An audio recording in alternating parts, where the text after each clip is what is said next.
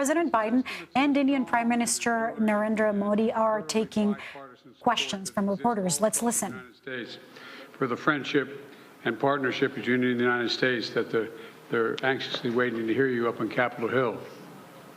A partnership that is among the most consequential in the world, that is stronger, closer, and more dynamic than any time in history. Mr. Prime Minister, we've met many times over the past few years, most recently in Hiroshima at the G7 summit, and each time I was struck by our ability to find new areas of cooperation. Together, we're unlocking a shared future of what I believe to be unlimited potential. And with this visit, we're demonstrating once more how India and the United States are collaborating on nearly every human endeavor and delivering progress across the board. From designing new ways to diagnose and treat illnesses like cancer and diabetes, to collaborating on human spaceflight, including sending an Indian astronaut to the International Space Station in 2024, to accelerating a global clean energy transition and tackling the climate crisis we face, to harnessing our shared expertise on critical and emerging technologies like quantum computing and artificial intelligence, to ensuring they are not used as tools of misinformation and oppression. We are doubling down on our cooperation to secure our semiconductor supply chains, advancing Open RAN telecommunications networks, and growing our major defense partnership with the more joint exercises, more cooperation between our defense industries, and more consultation and coordination across all domains. Our economic relationship is booming. Trade between our countries has almost doubled over the past decade to more than $191 billion, supporting tens of thousands of good jobs in both India and the United States. Add to that, 1 million American jobs across 44 states will be supported by the purchase of more than 200 American-made Boeing aircraft by that Air India is announcing earlier this year. And with this visit, Indian firms are announcing more than $2 billion in new investments in manufacturing, solar in Colorado, steel in Ohio, and optic fiber in South Carolina, and much more. Further proof that America's manufacturing is back. We're expanding educational exchanges for our students, building on the record 125,000 student visas for Indians to study in the United States we issued last year, and opening new consulates that's going to make it easier for our people to travel, work, and collaborate together. On the issues that matter most and that will define the future, our nations look to one another, including on critical regional and global issues. And today, we also talked about our shared efforts to mitigate the humanitarian tragedies unleashed by Russia's brutal war in Ukraine and to defend the core principles of the UN Charter's sovereignty and territorial integrity. We discussed our work through the Quad and how India and the United States, together with Australia and Japan, can ensure the vital Indo-Pacific region remains free, open, prosperous, and secure. Through our new I2U2 grouping with Israel and the UAE, we're building regional connections to the Middle East and spurring science-based solutions to global challenges like food security and clean energy. And this year, under India's leadership of the G20, we're putting sustainable development at the center of the agenda. We're delivering meaningful action on low and middle-income nations, including multilateral development bank reform, debt relief, and building resilient and equitable health systems. The bottom line is simple. We want people everywhere to have the opportunity to live in dignity. And let me close with this.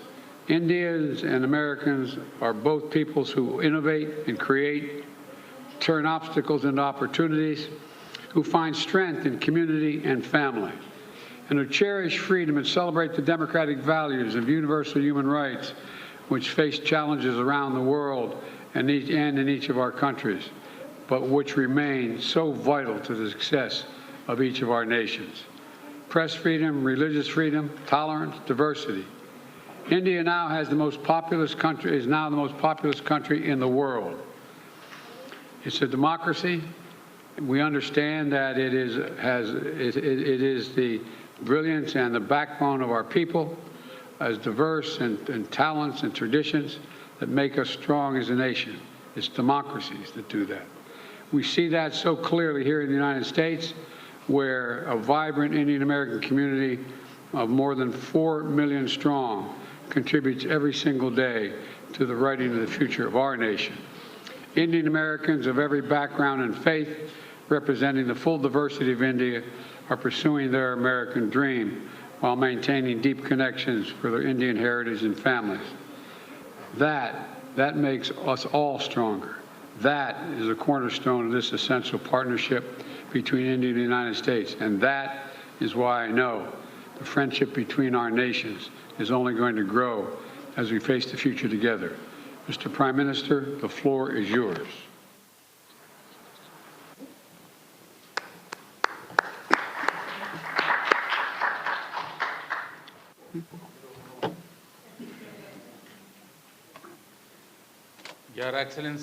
Your Excellency, President Biden, delegates of both countries, friends from the media, Namaskar. First of all, I thank President Biden for his warm words and for his positive views on India-America relations.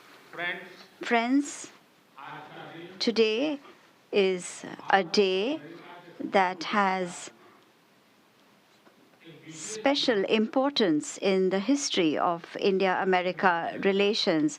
Our discussions today and the important decisions we have taken have added a new chapter to our comprehensive and a global strategic partnership. They have given it a new direction and a new energy. Friends, a trade and investment partnership between India and America is important not only for our two countries, but for the global economy as well. Today, America is India's biggest trade partner. We have decided to resolve long pending trade-related issues and make a new beginning. The initiative for critical and emerging technologies, ICET, has emerged as an important framework for our technical cooperation. By increasing our cooperation in fields such as artificial intelligence, semiconductors, space, quantum, and telecom, we are creating a strong and futuristic partnership. The decision taken by American companies such as Micron, Google, and Applied Materials to invest in India symbolizes this futuristic partnership. During this journey, I also had the opportunity to meet some other American CEOs, and in my discussions with them, I could feel their enthusiasm and their positive views about India. We both agree that to make our strategic technology partnership meaningful, it is very important that governments, businesses, and academic institutions come together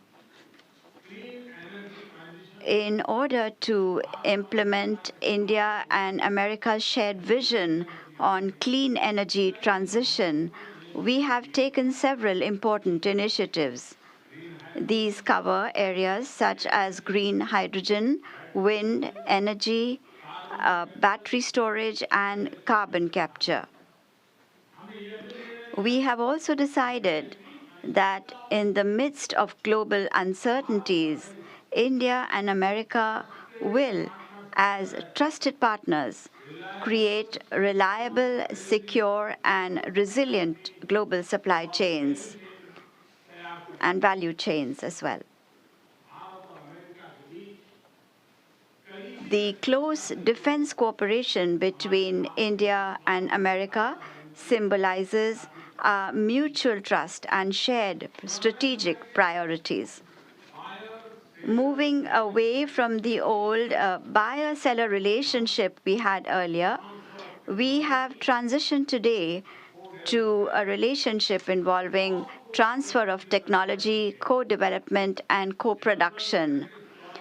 The decision taken by General Electric to manufacture engines in India through transfer of technology is a landmark agreement. This also opens up new job opportunities in both countries. This will give our defense cooperation a new character in the times to come. The defense industries and startups of both countries are important partners in this cooperation. Bringing them together is the key objective of our defense industrial roadmap. In the area of space science and technologies, we have had long-standing cooperation. By taking the decision to join the Artemis Accords, we have taken a big leap forward in our space cooperation. In fact, in short, for India and America partnership, even the sky is not the limit. Friends, the most important pillar of our relations is our people-to-people ties. More than 4 million people of Indian origin today make significant contribution to the progress of America. In fact, just this morning, the large number of Indians that gathered at the White House demonstrates that the Indian Americans, in fact, are the real strength behind our relations. In order to further deepen these relations, we welcome America's decision to open consulates in Bengaluru and Ahmedabad. Similarly, we will also open a new Indian consulate in Seattle. Friends, in our meeting today, we discussed several regional and global issues. Peace and security in the Indo-Pacific is a common priority. We agree that the development and success of this region is important for the entire world. We shared our views to enhance coordination with all countries in this region along with our Quad partners. India and America stand shoulder to shoulder in the fight against terrorism and fundamentalism. We were in agreement that concrete actions are needed in order to end cross-border terrorism. The COVID pandemic and the Ukraine conflict have afflicted the countries of the Global South in particular. We believe that in order to resolve these problems, it is absolutely imperative for all countries to unite. From the very beginning of the events in Ukraine, India has laid emphasis on resolution of dispute through dialogue and diplomacy. We are completely ready to contribute in any way we can to restore peace. Under India's G20 presidency, we are laying emphasis on the spirit of one earth, one family, one future.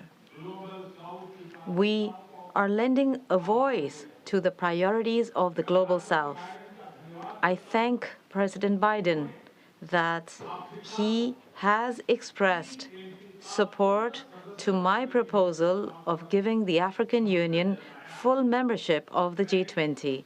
Friends, the core philosophy of all of our collective efforts is to strengthen democracy and democratic values and democratic order. Two of the world's largest democracies, India and America, can together make an important contribution to global peace, stability, and prosperity. I'm confident that based on these values, we will be able to fulfill the expectations and aspirations of not only the people of our two countries, but of the entire world. President Biden, thank you for the meaningful discussion today. This year, during the G20 summit, we are looking forward to welcoming you. This is myself, and all of India is looking forward to welcoming you to India. And as President has said, I do have another engagement after this. I need to address the Congress, so I do not want to take any more time, and I am going to stop here. Once again, President Biden, thank you very much. Well, the Congress is actually waiting and anxiously waiting to hear you. I'm told there are two questioners, Sabrina from the Wall Street Journal and Kumar from the Trust of India. And Sabrina, you first. Thank you, Mr. President. I have a question for the Prime Minister, but first a two-part question for you. Your comments at a fundraiser this week appear to be the first time in recent memory that a sitting U.S. president has called a Chinese leader a dictator. Did those comments about President Xi undermine or complicate the progress your administration has made in maintaining a relationship with China? And secondly, on India, as you raise these broader issues of human rights and democracy, what is your message to those, including some members of your own party, who say that your administration is overlooking the targeting of religious minorities and crackdown on dissent in Prime Minister Modi's country? The answer to your first question is no. When we're talking to our allies and partners around the world, including India, we let the idea of my choosing and avoiding saying what I think is the facts with regard to the relationship with India, with China, is just not something I'm going to change very much. I think I believe that, and I've said this for some time, that the hysteria about the relationship with China is collapsing and moving, et cetera, et cetera. We had an incident that caused some confusion, you might say. But the Secretary Blinken had a great trip to China. I expect to be meeting with President Xi sometime in the future, in the near term, and I don't think it's had any real consequence. And what was your second question? So as you raise these broader issues of human rights and democracy, what is your message to those, including some members of your own party, who believe that your administration is overlooking the targeting of religious minorities and a crackdown on dissent in India? Well, look, the Prime Minister and I had a good discussion about democratic values, and that's the nature of our relationship. We're straightforward with each other, and we respect each other. One of the fundamental reasons that I believe the U.S.-China relationship is not in the space it is in the U.S.-Indian relationship is that there's an overwhelming respect for each other because we're both democracies. And it's a common democratic character of both our countries and our people, our diversity, our culture, our open, tolerant, robust debate. And I believe that we believe in the dignity of every citizen. And it is in America's DNA, and I believe in India's DNA, that the whole world whole world has a stake in our success, both of us, in maintaining our democracies, makes us appealing partners, and enables us to expand democratic institutions around the world. And I believe this, and I still believe this. Mr. Prime Minister, India has long prided itself as the world's largest democracy, but there are many human rights groups who say that your government has discriminated against religious minorities and sought to silence its critics. As you stand here in the east room of the White House, where so many world leaders have made commitments to protecting democracy, what steps are you and your government willing to take to improve the rights of Muslims and other minorities in your country and to uphold free speech?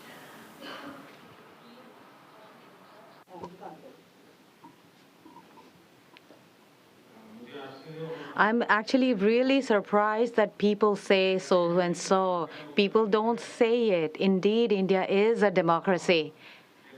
And as President Biden also mentioned, India and America, both countries, democracy is in our DNA.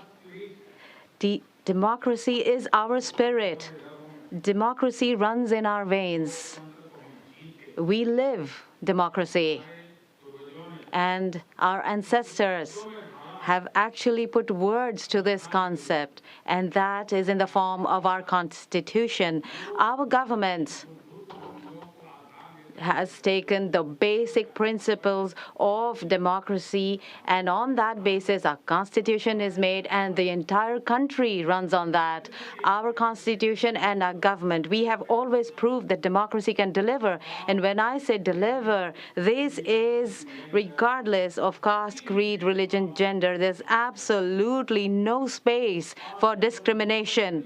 And when you talk of democracy, if there are no human values and there is no humanity, there are no human rights, then it's not a democracy. And that is why when you say democracy and you accept democracy, and when we live democracy, then there is absolutely no space for discrimination. And that is why India believes in moving ahead with everybody with trust and with everybody's efforts. These are our foundation principles, which are the basis of how we operate, how we live our lives. In India, the benefits that are provided by the government is accessible to all. Whoever deserves those benefits is available to everybody. And that is why in India's democratic values, there is absolutely no discrimination, neither on basis of caste, creed, or age, or any kind of geographic location. Kumar. Yeah, thanks a lot, sir. Sir, my question is on the issue of climate change. Both countries have spoken strongly about the need to tackle the climate change, but there is a view. Both countries have spoken about the challenge of climate change, but there is a view that ambitious targets are set, but implementation is found often lacking. And there is also a criticism of lack of technological transfer, financial transfer from the developed countries to the developing nations. How do you both leaders see the way ahead on this pressing issue? Well, first of all, I think it is the existential threat to humanity, climate change. It's the most serious problem we face as human beings. We have to keep it below 1.5 degrees Celsius. We've made enormous progress here in the United States on dealing with this issue by doing three things. Number one, by insisting that we move every one of our industries into a position where they can take advantage of cheaper and more extensive and more available renewable energy, whether it's solar or wind or hydrogen and green hydrogen. There's a whole range of things we've been working on. In addition to that, we find ourselves in a position that what we've done is that we have significantly reduced for example, I made a commitment that we were going to make sure that by 2030, 30% of all our land and sea and oceans were in conservation, could not be developed. We're well on our way to doing that, and that's also absorbing carbon from the air as a consequence of that because of the conservation. We are in a position as well that we have provided for significant increase in funding for a whole range of issues, but not just for the United States, but for the rest of the world. For example, we're working with the G7 to provide for infrastructure work for dealing with global warming on the continent of Africa. In Angola, building the largest solar project, moving ourselves, having railway to go all the way across the southern from the Atlantic Ocean to the Indian Ocean in Africa, to be able to transport and do it cheaper and do it with less, how can I say it, less carbon emissions. We're trying to work with other countries to maintain their carbon sinks so they don't have to develop them like we did in causing pollution. And we're trying to figure out how to work out to pay them not to develop certain areas like the Amazon and Brazil. But there's a lot of technology that's available that we're sharing and we share with one another. We've learned how to do solar energy, which is considerably cheaper than it is for fossil fuels. The same way dealing with not just solar, but dealing with wind. And so there's a lot of technology that we've developed, and we're well on our way, I think, to meeting the commitment we made that we made in Paris. And we're prepared to share all of that with India that has a desire to do the same.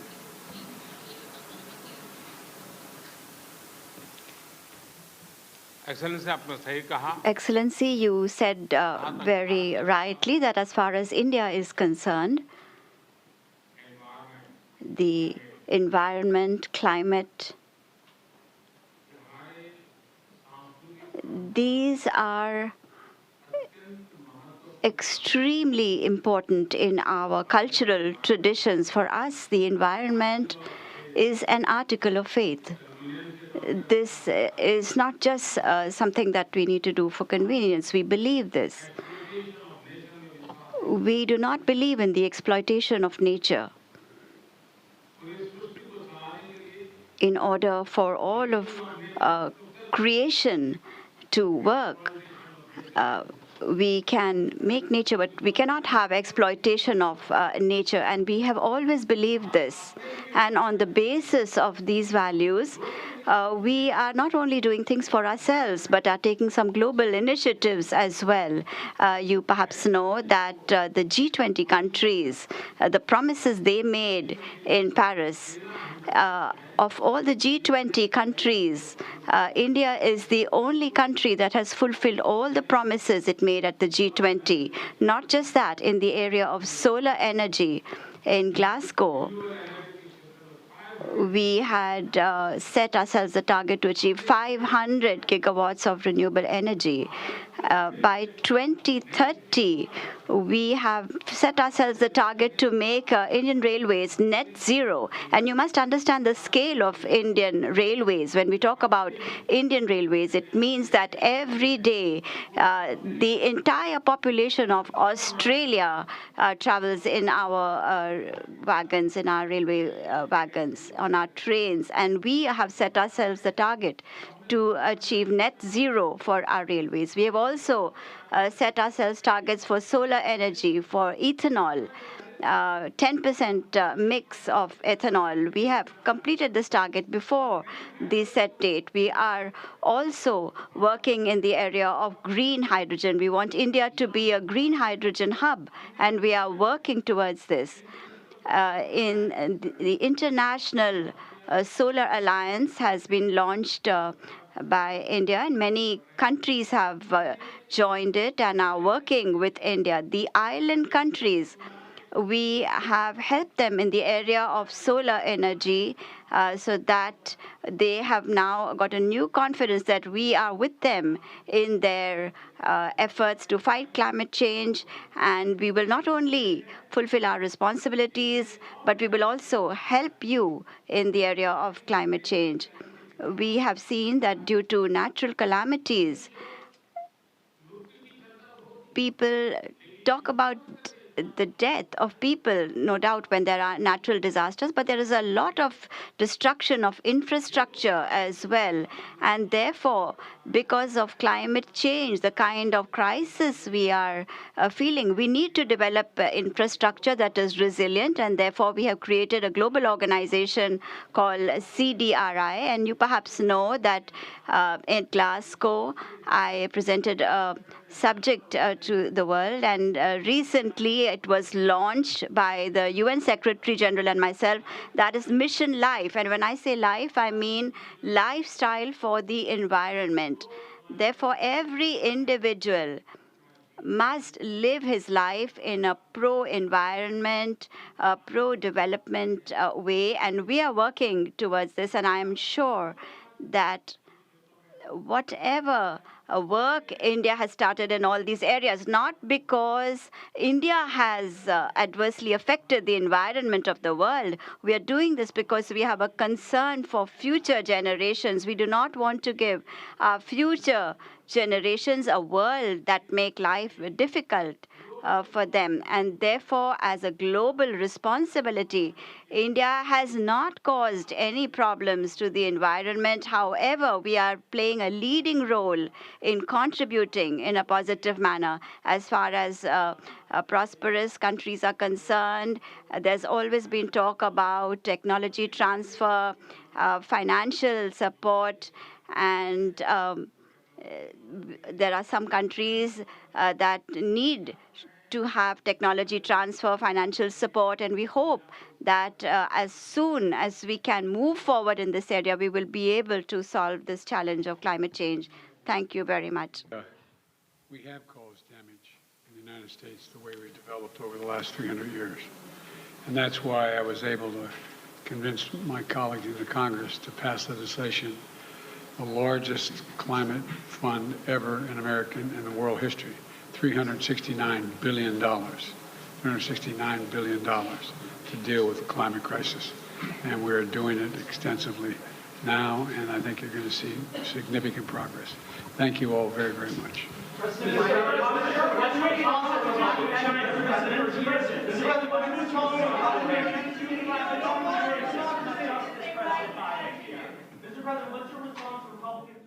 We have been watching President Biden speak with Prime Minister of India, Narendra Modi.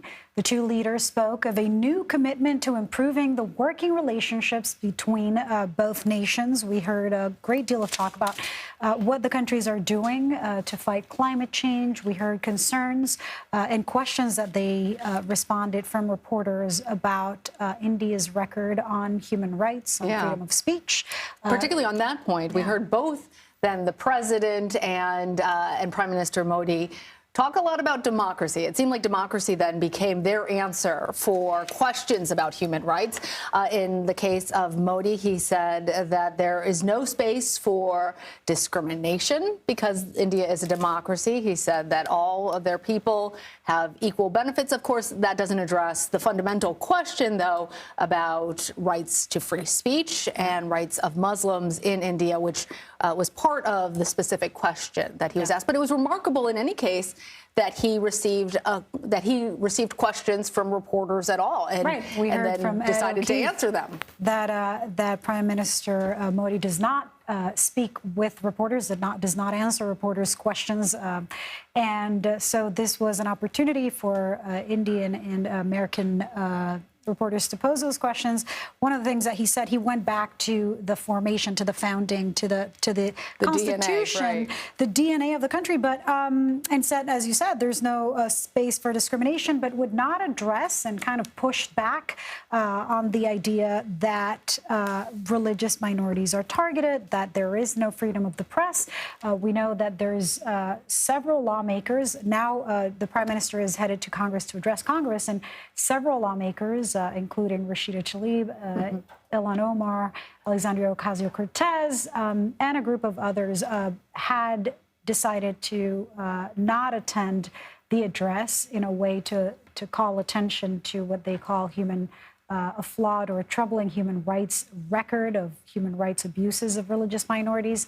And also, another question that was posed to President Biden was what we were, looking forward to hearing from him about President Xi. After calling China's President Xi a dictator. He kind of doubled down. We have CBS News Chief White House correspondent Nancy Cordes to talk to us about this. Nancy, talk to us about... Very interesting. Yeah, it was so interesting to hear him say that it wasn't really consequential that he called President Xi of China a dictator. It doesn't seem like the Chinese feel the same way, though. And he said it's facts. He quoted his comments as facts. So he's maybe doubling down. What do you take from that? I agree with you completely. He said he's unlikely to change his views when it comes to China's leadership, and he said that this is a bit of a tempest in a teapot and that he doesn't think that it is going to affect the U.S. relationship with China. Obviously, China is signaling that it feels very differently, has had very strong words for President Biden over the past 24 hours, talking about how inappropriate the Chinese believe it is that he would call President Xi a dictator, but President Biden seemed to dismiss all of this as simply rhetoric and hyperbole. He said that actually the U.S.-China relationship has been improving and that the Secretary of State, Antony Blinken, who just returned from China, had a very successful visit. So for now, he doesn't see any need to change his stance on this particular issue. I want to ask you, of course, about something else that Lily and I have been talking about a lot, which is this question about human rights, India's record. Hearing from Ed earlier, he said he doesn't actually answer questions from the press, particularly on that question about freedom of speech. And it sounded like at one point he was trying to get out of even answering these questions, saying that he had to prepare for his speech to Congress, so he was just going to leave it right there. What did you make of the actual historical importance of him answering questions and his answer as well? Exactly. I mean, on one hand, this was historic. He never answers questions from reporters in India. He agreed to do so here, but it wasn't the typical setup that we see for a presidential press conference when a world leader comes here to the White House. Typically, there are two U.S. reporters that get called on, two reporters from the guest country. In this case, it was one American and one Indian reporter, and President Biden called on both of them. So the Prime Minister didn't really acknowledge the reporter's right to ask him a question, although he did answer both of the questions that came to him. And of course, he argued, as you have pointed out, that India is a bastion of human rights, that democracy is in India's DNA, and that there is no discrimination by his government based on caste or creed or anything else. That is obviously belied by the facts that political opponents have been targeted, that the Muslim minority in the country has been targeted, that journalists have been targeted and jailed, and that this is a growing problem that has caused alarm by U.S. politicians and others around the world. And President Biden made mention of it today. He said that he brought up human rights in his conversation with Modi, but he didn't dwell on it. And the reality is that India is a very important country strategically to the U.S. right now, particularly given what's going on in Ukraine and competition with China. And so President Biden clearly felt the need to tread gently on this subject. I mean, clearly, and President Biden kept talking about democracy. I think we heard that word a lot more than the term about human rights. Both leaders, though, announced significant partnerships in defense and manufacturing. We heard about billions of dollars being invested by India or in American manufacturing. We heard about 125,000 student visas. Talk to us about what were these announcements. How significant is this for both the most populous nation in the world's economy and ours? And what were the signs of hope and collaboration that they were trying to stress there? Right. Prime Minister Modi said that the U.S. is the #1 trading partner of India at this point, and obviously both sides are aiming for more trade in the future, and they announced partnerships on all kinds of fronts, from semiconductors to space. GE is going to be building jet engines In India, AI, all kinds of areas where these leaders said that they want to work together. Look, as you mentioned, India is the most populous country. It could someday soon become the largest economy in the world. And so the U.S. believes that it's a very important strategic partnership economically, and when it comes to balancing China's rising power and some of the conflicts that the U.S. has with China. So very important power in the Indo-Pacific region, and it gives you a sense of why President Biden has been courting the Indian government, why there's this new Quad alliance between the U.S., India, South Korea, and Japan and Australia. And so this is an alliance that is very important to the United States and will be for some time. You know, Nancy, we've discussed a lot how important the two nations are to each other. But tell us about the relationship between these two leaders and how you've been able to witness the two interacting and how they get along or don't. Right. I mean, it's interesting because at one point, Modi wasn't even allowed into the United States when he was a younger politician because of some of the actions of his political party when it came to cracking down on Muslim minorities. So it is, such a turn of fate that he's even here at the White House today, standing side by side with the President of the United States and heading shortly to address a joint session of Congress. It was really remarkable. But, President Biden, in his position as president, just as all presidents do, have to meet with leaders that they disagree with on a wide variety of issues. Let's just take Ukraine. India has been very reluctant to criticize Russia in its invasion of Ukraine. And just today, in this press conference, Modi simply called it the Ukrainian conflict, not acknowledging that Ukraine had been invaded by Russia. And he said that that peace and diplomacy is what is going to solve this conflict. And that has been very frustrating to President Biden, to the Americans. They would like India to denounce the Russians, but India gets a lot of its weaponry from Russia. India gets a lot of crude oil at cheap prices from Russia, particularly during this conflict when so many other countries have stopped purchasing oil from Russia. So there are a lot of reasons why India has been so, and Modi in particular, have been so reluctant to criticize Russia in the way that most world leaders have.